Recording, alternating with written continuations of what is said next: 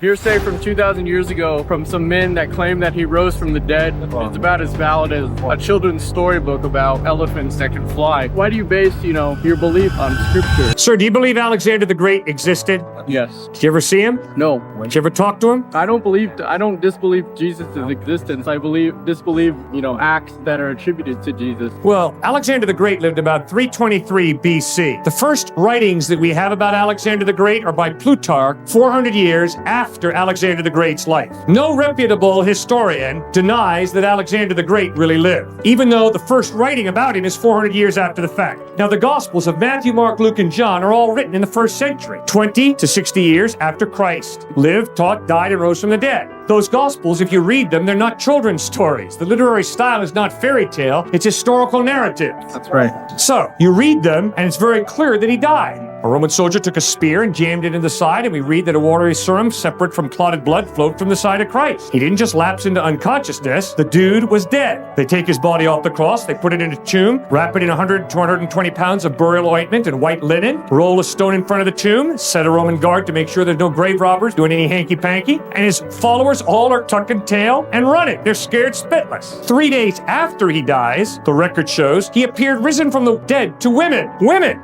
Sexism is bad today. It was even worse back then. If you wanted to foist a fable on society that a dead Christ had risen from the dead, you wouldn't put a woman as your first eyewitness. That was not the way to gain credibility in that highly sexist, chauvinistic society. But that's who Christ first appeared risen from the dead to. Then he went looking for Peter, the dude who denied him 3 times. No way. And he appeared to Peter. Peter was willing to die, not for a belief. He died for what he claimed to have seen, the dead Christ risen from the dead. Hundreds of people who saw Christ died at the hands of the Romans, claiming, we saw Jesus risen from the dead, he is Lord, and they died for it. Sounds like lunacy to me. Good, you're right. Maybe they're all a pack of lunatics. Now, read the Sermon on the Mount. But there is an explanation. If you can read the Sermon on the Mount and conclude that Jesus was a lunatic, you need to listen to Harvard professor Robert Coles, a psychology professor, who pointed out very clearly, the ethical teachings of the past 2,000 years are simply footnotes to the Sermon on the Mount. That Sermon on the Mount was not spoken by a lunatic, that's for sure. It is so profound ethically, psychologically, it's incredible.